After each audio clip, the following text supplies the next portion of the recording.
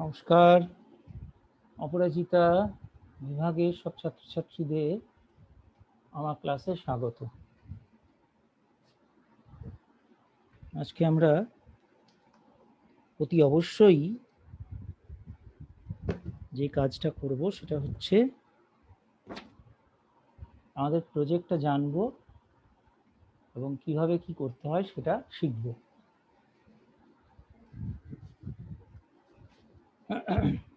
দেখো, আশা করছি সবাই এসে গেছে, সেজন্য আমি শুরু করছি ক্লাসটা। আমরা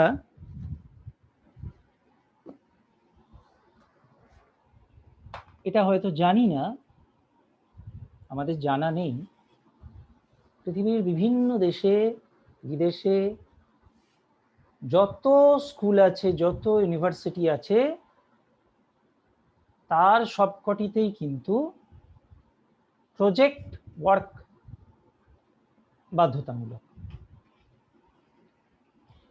এখন প্রশ্ন হচ্ছে যে আমরা প্রজেক্ট ওয়ার্কে কি করি, কেন করি? আস্তে আস্তে আমি সব প্রশ্নের সমাধান করব এবং তোমাদেরও মতামত নেব।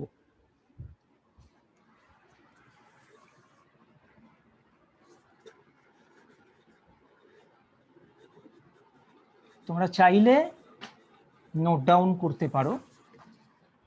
দেখো, প্রজেক্ট যাকে বাংলায় বলে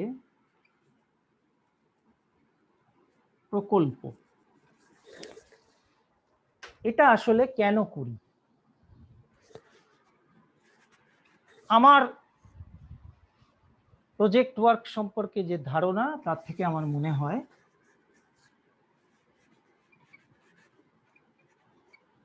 মজা করে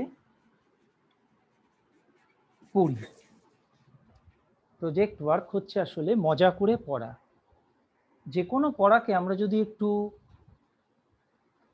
মজা করে পড়তে পারি, অর্থাৎ সেই সাবজেক্টের মধ্যে ইন্টারেস্ট তৈরি করতে পারি, বিষয়টার মধ্যে যদি ইন্টারেস্ট তৈরি করতে পারি, ভালো লাগা তৈরি করতে পারি।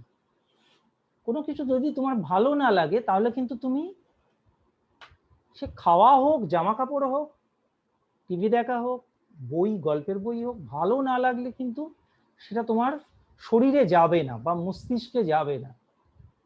একটা খাবার নিয়ে বসলে যে খাবারটা একদম খেতে ভালো লাগে না, সে খাবারটা হয়তো দেখা গেল নিম পাতা আর বেগুন দিয়ে, অনেকেই ভালো লাগে না নিম পাতা, সেই খাবার খাবে ওষুধের মতো। আমি ওষুধ তো ভালো লাগে, মা বললো এটা ওষুধ, ওষুধের মতো খেয়ে নে, এটা না খেলে হবে না, খেয়ে নিলে। কিংবা হয়তো ঢ্যাঁড়সের তরকারি হয়েছে, অনেকেরই ঢ্যাঁড়স ভালো লাগে না, বা ভেন্ডি ভালো লাগে না, অনেকের পটল ভালো লাগে না, অনেক ছাত্রছাত্রী আছে আমি জানি, হ্যাঁ, অনেকের কুমড়ো খেতে ভালো লাগে না, কুমড়োর তরকারি হলেই নাকটা উঁচু হয়ে যাবে।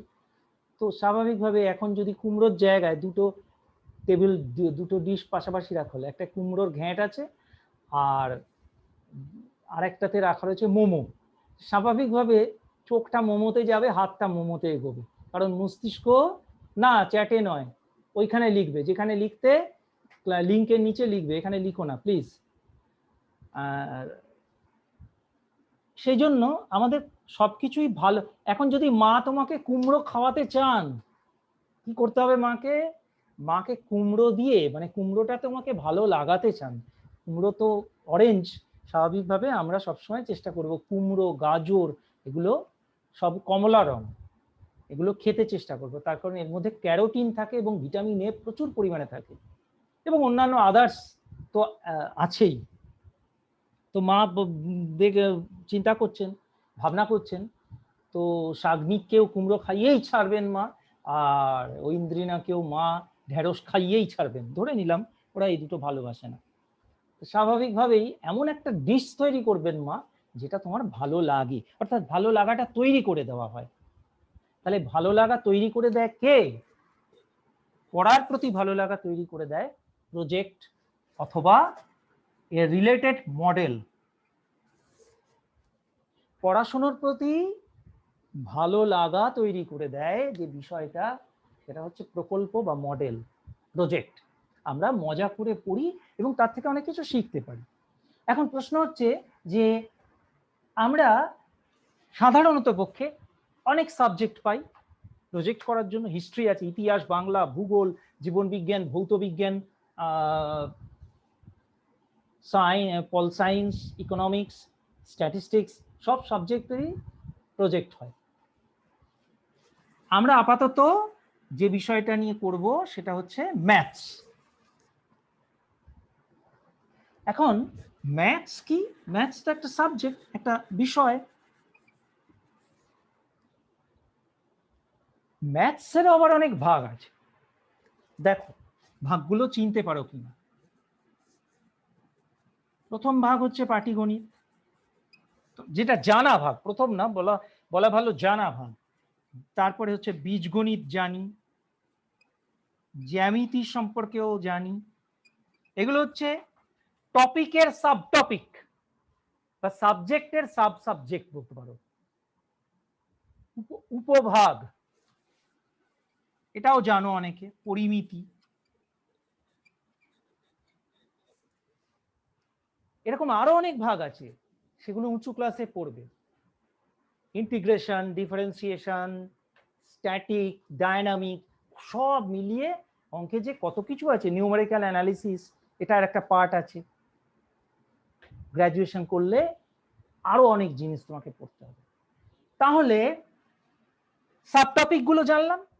এবার এর মধ্যেই কোনো একটা সাবটপিক আমি বেছে নিলাম, পাটিগণিত ধরে নাও। পাটিগণিতের মধ্যেও আবার অনেক ভাগ আছে। পাটিগণিত তো একটা জিনিস নয়, একটা বিষয়ের উপর নয়, পাটিগণিতেরও অনেক বিষয় আছে। কিরকম? মূলদ সংখ্যা পাটিগণিতের মধ্যেই পড়ছে। তারপরে কি? শতকরা। তারপরে কি? মিশ্রণ। লিখতে থাকলে অনেক হয়ে যাবে। অনুপাত, সমানুপাত, এন্ড সো অন। কত চাও তুমি? তাহলে সাব টপিকের আবার সাব বার করলাম। তাহলে sub topic of sub topic. ধরে নাও মূলদ সংখ্যা,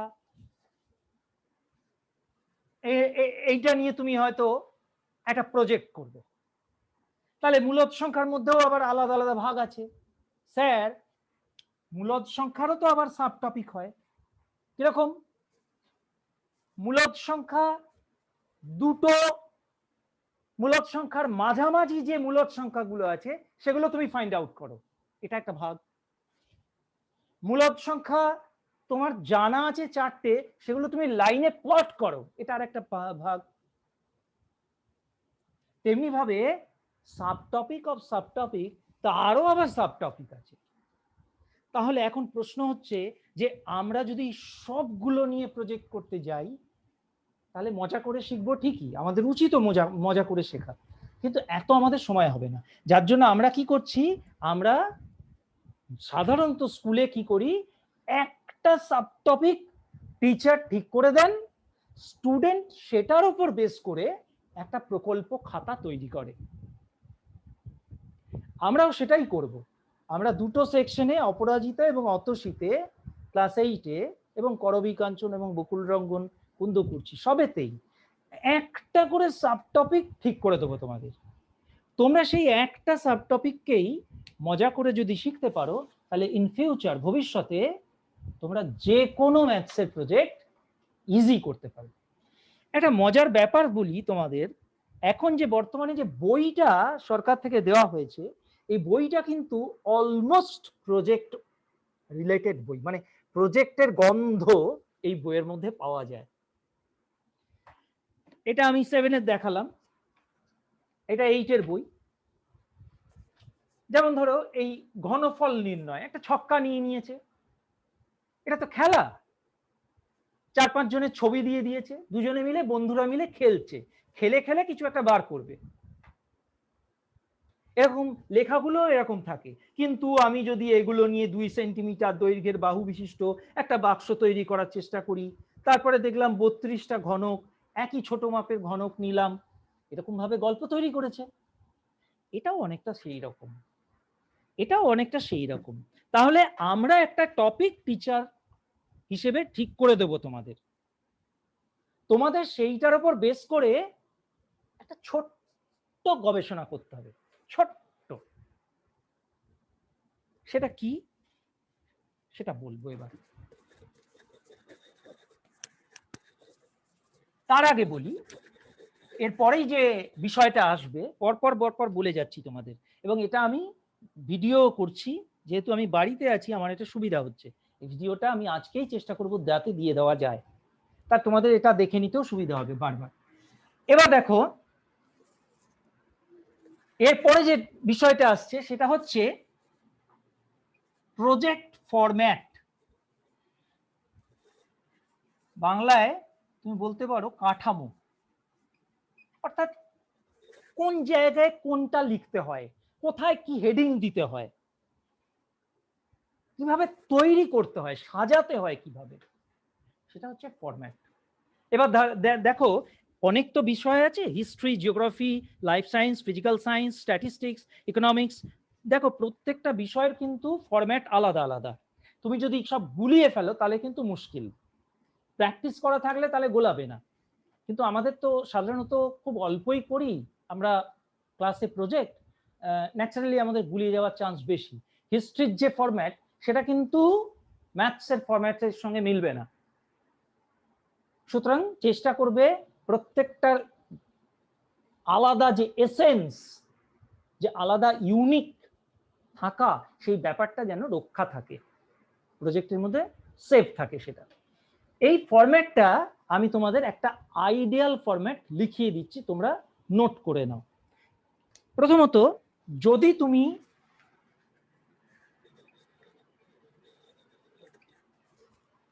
গুগলে গিয়ে এইটা টাইপ করো,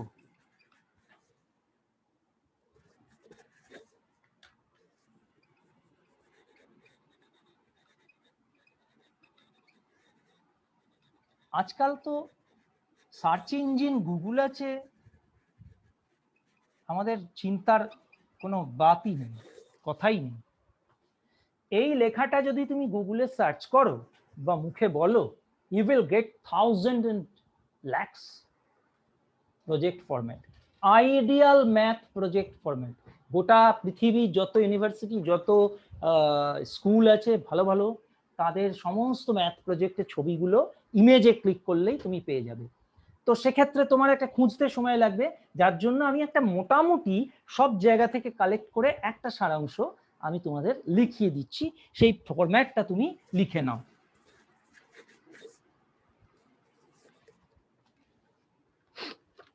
প্রথমত আমরা যেটা লিখবো, এখনো কিন্তু প্রজেক্ট কি সেটা বলিনি, সেটা আজকেই বলে দেবো, এই ক্লাসেই বলে দেবো।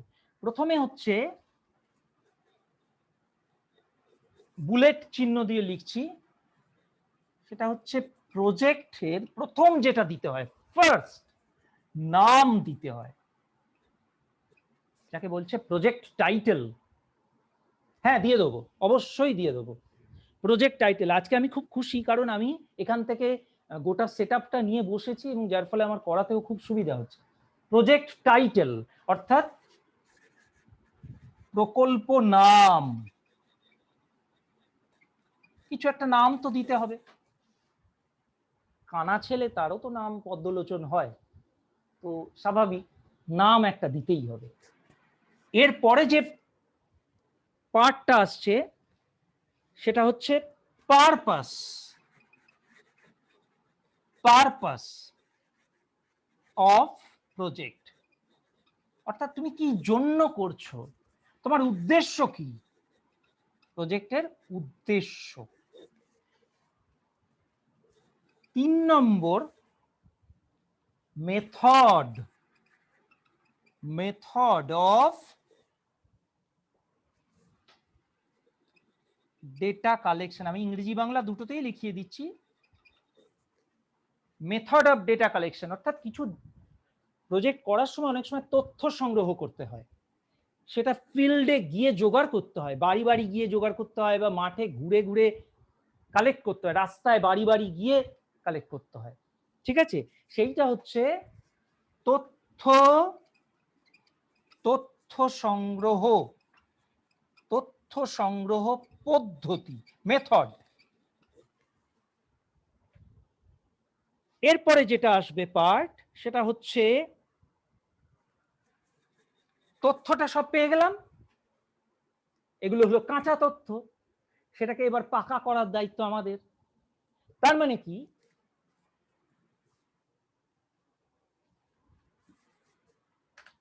পাকা করে স্যারের সামনে রাখবো, এটাকে বলছে প্রেজেন্টেশন, মানে তথ্য উপস্থাপন। যার উপস্থাপনা যত সুন্দর, দেখো না বলে যে একটা একটা কেক করছে, একটা খাবার রান্না করছে, কি বিদেশি গুলো রান্না করে, একটা সাদা প্লেট, তার মধ্যে কিছু নেই, একটা ছোট্ট কি দেখা যাচ্ছে, একটা শুধু একটা পার্সেলে পাতা, আর কি ওইটাই নাকি খাবার, সুন্দর করে সাজানো প্লেটটাকে চারিদিক দিয়ে গার্নিশ করা, এই সেই, দিস ইজ কল্ড প্রেজেন্টেশন। তোমাকে ভাত দিল, তার মধ্যেই মা বললো এই একটা ভাতের মধ্যে গর্ত করে দে, মধ্যে ডাল ঝোল সব মেখে দিয়ে খেয়ে, হ্যাঁ মা কি দিয়েছো কি, ওইটাই যদি তোমাকে সুন্দর করে দেওয়া হয়, ভাতটাকে একটু উঁচু করে পিরামিডের মতো করে, পেছন দিকে একটা লেবু ছোট্ট টুকরো দিয়ে, গ্লাস দিয়ে, সুন্দর করে চারিদিকে জল ছিটিয়ে, একটু বাটিতে সাজিয়ে, ওইটাই দেখবে তোমার ভালো লাগে। That means presentation is very important, শুধুমাত্র প্রজেক্টে নয়, আমাদের গোটা জীবনে। এরপরে যে পার্টটা আসে সেটা হচ্ছে কি, ডেটা কালেক্ট করলে এরপর তোমায় অ্যানালিসিস করতে হবে, অ্যানালিসিস যাকে বলে বিশ্লেষণ, তথ্য বিশ্লেষণ, তথ্য বিশ্লেষণ। এরপরে তো আমার লেখার জায়গা নেই, আমাকে এই তিনটে মুছতেই হবে, কিছু করার নেই। তথ্য বিশ্লেষণ,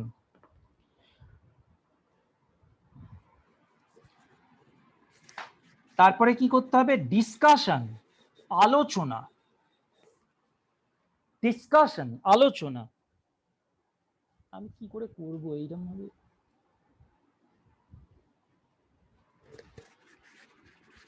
কার আলোচনা, ডিসকাশনস অফ ফাইন্ডিংস, তুমি যা বার করলে, তুমি যা তথ্য এটা ওটা সেটা থেকে কালেক্ট করলে, সেগুলোর বিশ্লেষণ করে তুমি যা যা পেলে।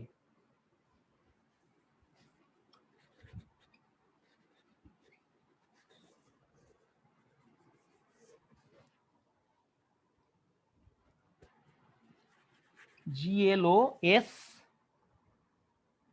এটা কি কেউ শুনেছে এই ওয়ার্ডটা, গ্লসারি এই ওয়ার্ডটা শুনেছে? আচ্ছা, গ্লসারি হচ্ছে তারপরের পার্টটা। এটাকে সাধারণত ওই যে টিকা টিপ্পনী বা যাই বলো না কেন, টিকি নয়, টিকা টিপ্পনী, কোন একটা লেখা তার একটা ছোট্ট টিকা বা টিপ্পনী কাটে, বা ধরো কোনো সবাই দেখেছো কিনা জানি না, বড় বড় নায়ক গায়ক এদেরও কিন্তু সমালোচনা হয়, সমালোচনামূলক লেখা বেরোয় বিভিন্ন পেপারে, কোনো সিনেমার সমালোচনামূলক লেখা বেরোয়। প্রথমে সিনেমাটা দেখতে হয় সমালোচককে, গোটা সিনেমাটা দেখার পরে উনি 3-4 প্যারাগ্রাফের মধ্যে একটা সমালোচনা লিখে পেপারে বা ম্যাগাজিনে ছাপা হয়, সাধারণ মানুষ বুঝে যায় কেমন হয়েছে সিনেমাটা, তারপরে দেখতে যায়। সেটাই হচ্ছে সেই গ্লসারি, টিকা টিপ্পনী। অর্থাৎ এখানে কি হবে, এখানে হবে সিদ্ধান্ত,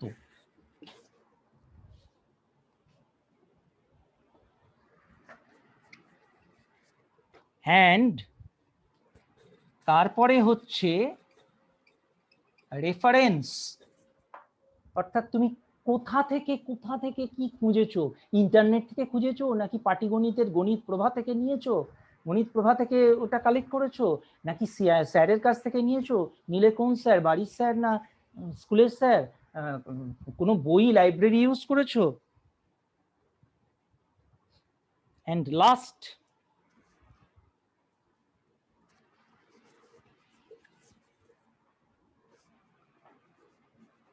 দেখো আমি লাস্ট হচ্ছে অ্যাপেন্ডিক্স। আমি তোমাকে বলছি এই যতগুলো পয়েন্ট তোমায় লেখালাম, এই পয়েন্টগুলো কিন্তু এসেনশিয়াল, তবুও এমন নয় যে স্টুডেন্টকে সবকটা পয়েন্টকেই টাচ করতে হবে, না, সব পয়েন্ট দরকার নাও হতে পারে। হ্যাঁ অনমিউট করব।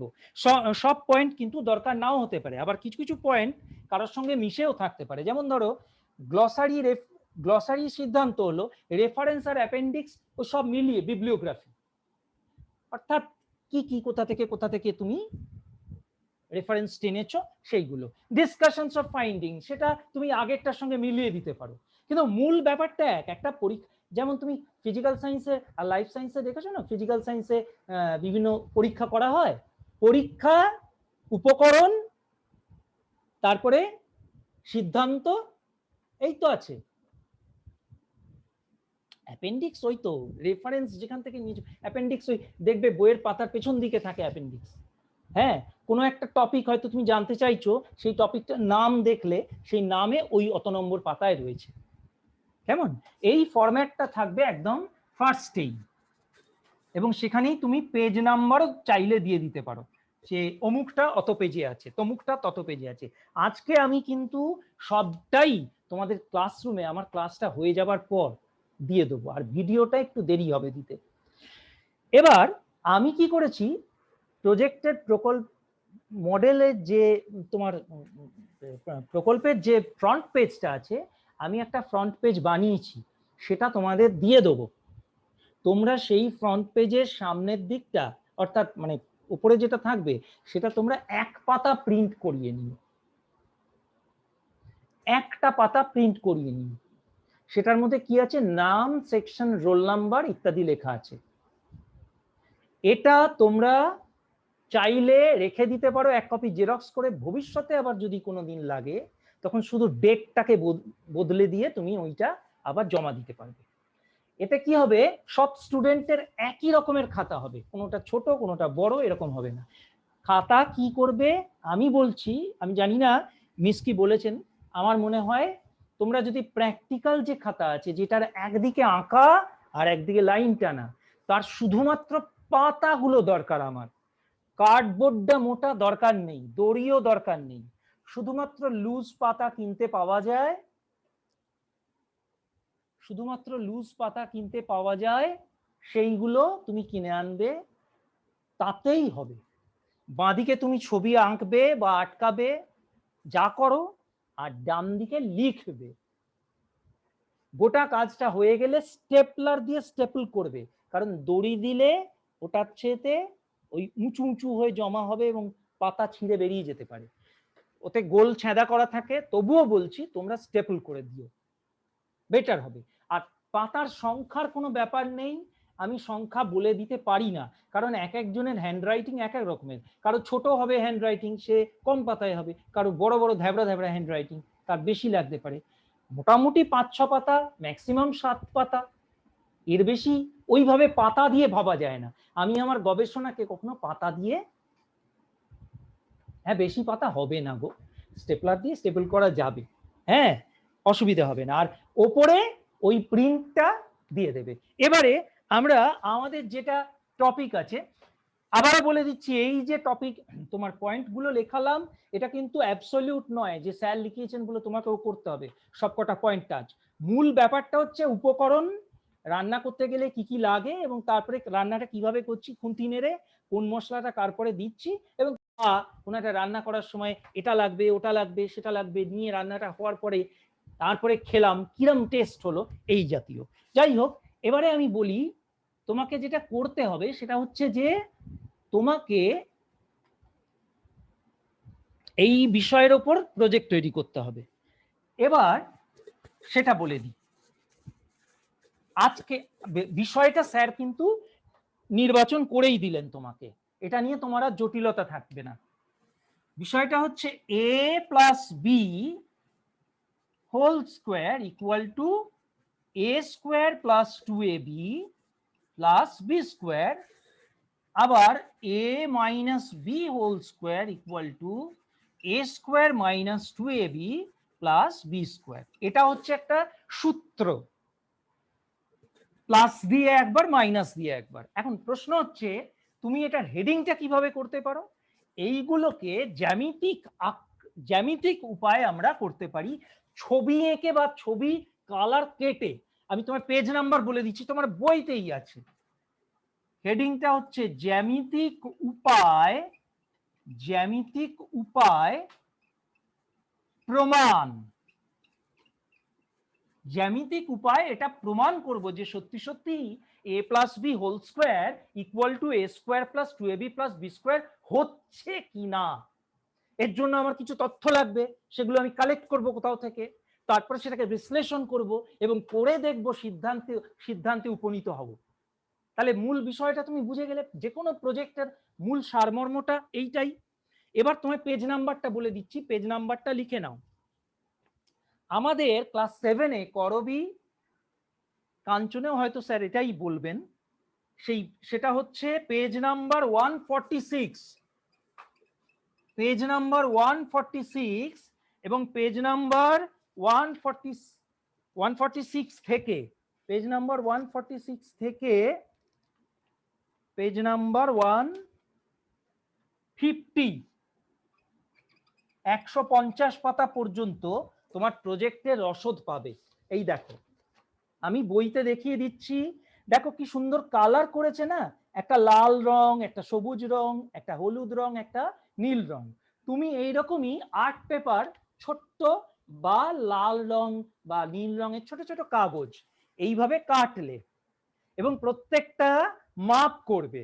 মানে সেটা কি মাপ আমি বলে দিচ্ছি, যার যার যে কোনো খুশি মাপ নিতে পারো, কিন্তু তার আগে আমি প্রমাণটা কি করে হয় সেটা একবার দেখিয়ে দিই অল্প সময়ের মধ্যে। দেখো, লিখে নিয়েছো তো? পেজ নাম্বার 146 থেকে পেজ নাম্বার 150 পর্যন্ত তোমার যাবতীয় জিনিসপত্র আছে।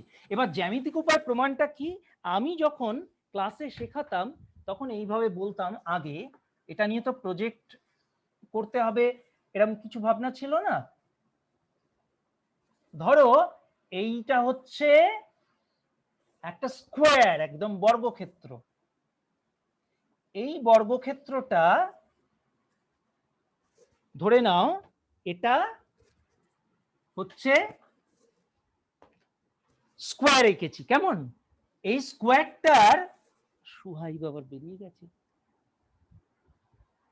এই স্কোয়ারটার দৈর্ঘ্যটা মানে একটি বাহুর দৈর্ঘ্য তুমি জানো না। সাপোজ তুমি যদি না জানো তাহলে কি ধরবো, বীজগণিতে আমরা কিছু না জানলে ধরি এ থেকে জেড এর মধ্যে যাবতীয় কিছু। তা আমরা ধরে নিলাম এটা এ একক 4 সেন্টিমিটার হতে পারে, সেটা 5 সেন্টিমিটার হতে পারে সেটা। তাহলে এদিকটাও এ একক, এদিকটাও এ একক, এদিকটাও এ একক, কারণ বর্গক্ষেত্রের 4টে বাহুর দৈর্ঘ্য সমান হয়। এবার ধরো এটা তোমার একটা জমি, হয়তো রাজন্যার এই জমিটা রয়েছে এবং ওর জমিদারি আছে। এইটা হচ্ছে রাজন্যার জমি, স্কোয়ার শেপ। কোথায় আছে রাজন্য, হয়তো যেখানে থাকে সেখানে আছে, একদম স্কোয়ার শেপ জমি ও পেয়ে গেছে, একক একক একক একক। তাহলে এই জমিটার বর্গক্ষেত্র কি হবে? বর্গক্ষেত্র যদি বার করি তাহলে হবে এ বাহুর দৈর্ঘ্য ইন্টু বাহুর দৈর্ঘ্য, তাই না? বা বাহুর দৈর্ঘ্য হোল স্কোয়ার। সূত্র কি? বাহু স্যার এ স্কোয়ার, এ স্কোয়ার। এ দেখো লিখে ফেলেছি ভেতরে। এবার বাহুর দৈর্ঘ্য মানে এ ইন্টু এ, এ আর এ এর গুণ করলে এ স্কোয়ার হয়। সেটা সূচকের নিয়মে আমরা আরো ভালোভাবে শিখব।